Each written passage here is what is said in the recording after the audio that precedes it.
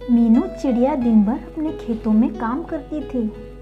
इस काम में उसके बच्चे उसकी मदद नहीं करते थे।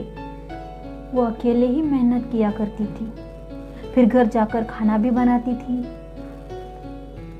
वो स्वभाव से बहुत कोमल थी, इसलिए किसी को डांटकर काम नहीं करवाती थी और इसलिए उसके बच्चे इसका फायदा उठाते थे।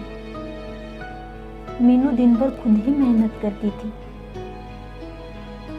उसकी बेटी चीनी अपनी ही धुन में मस्त रहती थी और घर के कोई काम नहीं करती थी।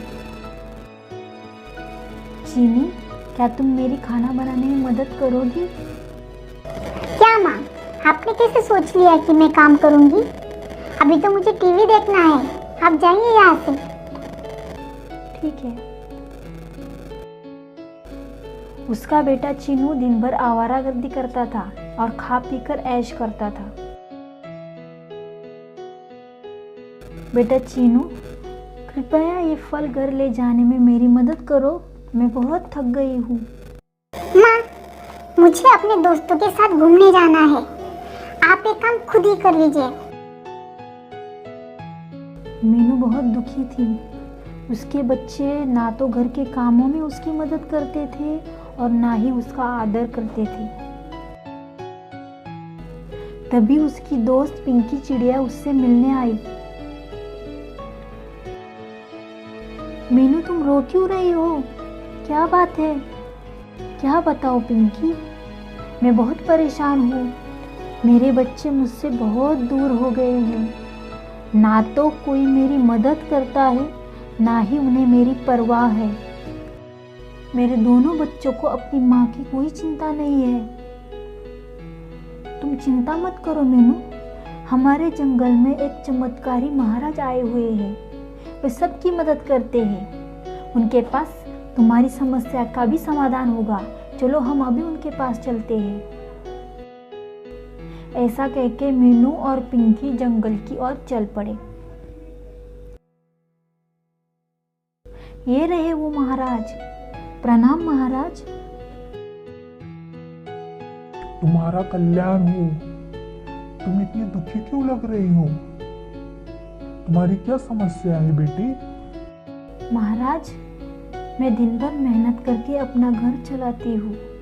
मेरे 2 बच्चे हैं, मगर दोनों ही बहुत आलसी है। कोई काम में मेरी मदद नहीं करता और अगर उन्हें कुछ कह दो तो बदतमीजी से जवाब देते हैं। मेरे लिए उनके मन में कोई आदर नहीं रहा। बेटी, तुम्हारी समस्या मेरी समझ में आ गई है। तुममें आत्मविश्वास की कमी है। मैं तुम्हें आत्मविश्वास प्रदान करता हूँ। इससे तुम्हारी मुश्किलें खत्म हो जाएगी। तुम्हारा कल्याण हो। धन्यवाद महाराज। चलो अब घर चलते हैं। घर जाकर उसने अपने बेटे से कहा, बेटा जाओ खेत में जाकर सब्जियां ले आओ। माँ, आपको पता है मैं ये काम नहीं करूँगा। मैं तुम्हें पूछ नहीं रही हूँ, आदेश दे रही हूँ। अगर आज सब्जियां नहीं लाई तो तुम्हें खाना नहीं मिलेगा।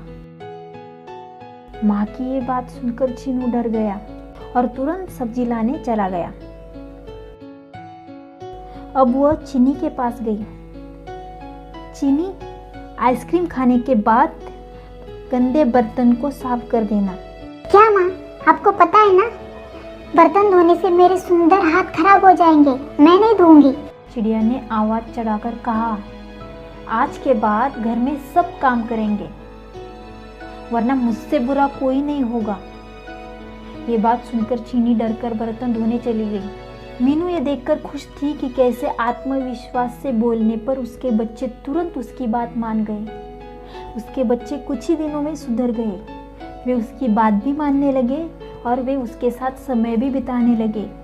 अब सब कुछ ठीक हो गया है पिंकी। मेरा परिवार अब एक खुशहाल परिवार बन गया है। मेरे बच्चे सुधर गए हैं।